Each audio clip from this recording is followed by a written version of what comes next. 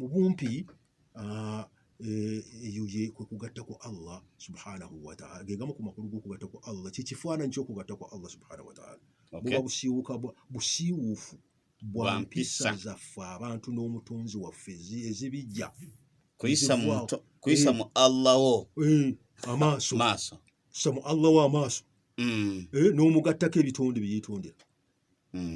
oba omuyisizaamu amaaso ne ku lwekyo omuntu kyova Allah nga bw'onoova ku nsi muno mu mbeera eyo nga gy'olimu eyo ojja kufuna omuntu ajja kufuna ekizibu ky'amaanyi singa ava ku nsi nga teyeenenyeza ne ku lwekyo abakkiriza tulina okwewala ekigambo kugatta ku Allah naddala gwe omusiraamu ampuliriza wakola endagaano ne Allah wo nti ogenda okusinza yekka ogenda okusinza mwe muli okusaba okwesigamira ku Allah n'ebirala naye kasita obivaako n'osaba ebitonde bino ziba zikusanze ate ku nsi kuno ojja kusanga ebizibu nga bwe tugenda okulabako akatonotono ate ku lunaku lw'enkomerero ojja kukyevuma ku mukutu ogw'esiko gwa 93 katonze mu IFM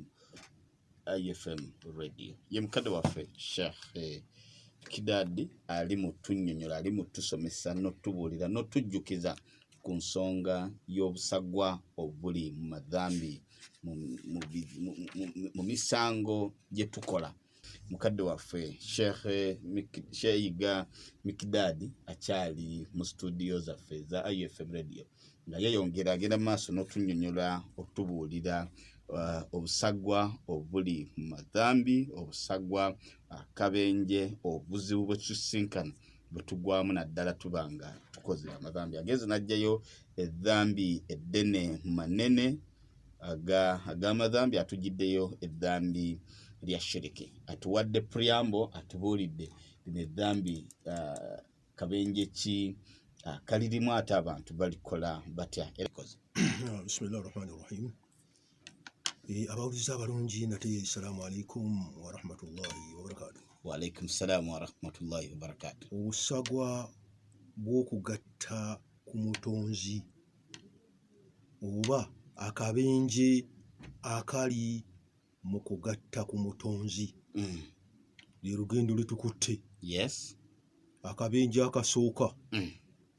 baali bakugobyeko ewaka mukulu ewaka oba mu ssomero oba ewaka oba mu sisitimu yonna ne bagoba tuyegenda nolabika tebagobangako sigobwangako mukadde waffe naye njagala olowooze nga bakugobye ewaka nga bangobye ewaka oba nga bakugobye mu ggwanga nga ndi gwe kyakwetaaga mu ggwanga muno genda ebisaanyizo ebibeera mu ggwanga lino Uganda tebikyaliwo tebiriiwo tobiina batulabire mbeera ki gy'obeeramu ntandikirawa Allah akbar bangobe ewaka bangobe mu ggwanga lyange kati akabenje akasookera ddala naddala ku musiraamu ke kabenje ak'okuva mu ddiini tukikonyeko wali mabega okuva mu ddiini kasita ogatta ku Allah ebisaanyizo ebikubeezesa mu ddiini busiraamu biba biweddewo biba bikugenzeeku ku lw'okubanga essookera ddala nga bwe tukirabye obeera omenya endagaano yakuyingiza mu busiraamu obeera ogimenye kubanga ekyakuyingiza mu busiraamu buno kituyingiza mu busiraamu buno ku kutongoza Allah yensonga etuyingiza mu busiraamu tewali ndala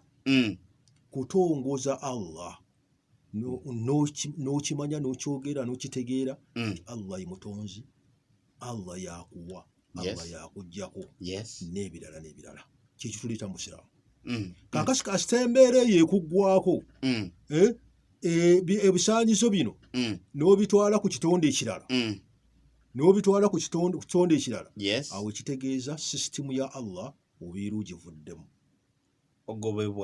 ogobeddwa weegobye na wekka weegobye wekka olw'okuba nti endagaano eri wagimenye weegobye wekka esebo oba toke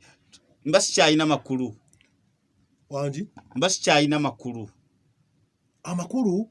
mu buntu bw'oba ogayina naye mu mpisa zo ziba zisiiwuse nga bwe twalabye. Empisa zo zibeera zisiiwuse ewa Allah subhanahu wa ta'ala. Omuyisizaamu amaaso omutonzi wo. Oba ogamba nti takyasobola kuwonya bulwadde oba takyasobola kuwa ssente, ogenza ozisabye ebitonde. Ozisabye ebitonde. Obugagga obusabye ebitonde binno. Kati awo olaba mu kuyisa mu Allah subhanahu wa ta'ala amaaso awo kwegamba nga bwe tujja okiraba mu maaso obeera ofunye ekizibu. Obeera ofunye ekizibu olw'okubanga okutongoza Allah hakullahi oba munaka ekigambo ekyo hakku tukyogera nnyo mu Luganda kitegeeza ki? Haki yange eyo haki yange nti ekyo kyange nze akibunaanyizibwako. Ekyo kyetaago kya Allah okumutongoza. Okumutongoza kyetaago kya Allah. Ne ku lwekyo kasita okimenyawo ekyetaago kya Allah ekyo kati obeera agudde mu kabenje akasookera ddala kuva mu ddiini mu sisitimu ya Allah.